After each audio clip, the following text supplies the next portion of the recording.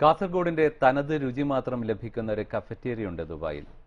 കടുമ്പ്, പയർവെള്ളം, പള്ളിക്കറി എന്നിങ്ങനെ നീളുന്ന ഭക്ഷ്യവിഭവങ്ങൾ രുചിക്കാനായി റംസാൻ മാസത്തിൽ ധാരാളം കാസർഗോട്ടുകാർ ഇവിടേക്ക് ഒഴുകിയെത്തുന്നു.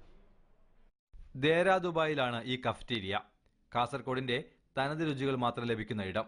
കലത്തപ്പം, ഇറച്ചിച്ചോറ്, ബീഫ് പള്ളിക്കറി, നാടൻ വറവ്, ബീഫ് മുളക് കറി, മാങ്ങാവെള്ളം, പയർവെള്ളം ഇങ്ങനെ പോകുന്നു മെനു. ആവിയിൽ വേവിച്ചെടുക്കുന്ന കടുമ്പാണ് മറ്റൊരു വിഭവം. ഇത് ബീഫ് കറിയോ കോഴിക്കറിയോ കൂട്ടിയാണ് കഴിക്കുക. കടുമ്പുണ്ടാക്കലെന്ന് വെച്ചാൽ പൂങ്കളരി ഇതാണ്, അരി തന്നെ പോത്തി അതിന് അരച്ചിട്ട് കുറച്ചും പച്ചരി മിക്സ് ചെയ്യുന്നുണ്ട്.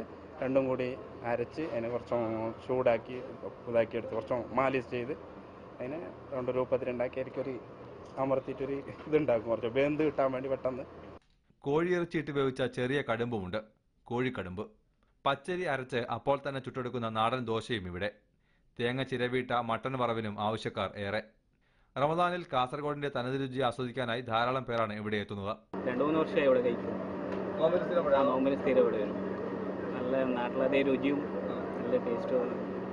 ഈ കഫ്റ്റീരിയയിൽ എത്തുന്നവരിൽ 90% പേരും കാസർഗോട്ടുകാരാണ് എന്നതാണ് യാഥാർത്ഥ്യം. ഗൾഫിലാണെങ്കിലും കാസർഗോട്ടുകാർ തങ്ങളുടെ നാടിന്റെ രുചി ഒരിക്കലും മറക്കുന്നില്ല. ഈ ഹോട്ടലിലെ തിരക്ക് അതാണ് സൂചിപ്പിക്കുന്നത്. ദുബായിൽ നിന്നും cameraman Joy വാഴപ്പള്ളിക്കൊപ്പം Faisal bin Ahmed, Asianet.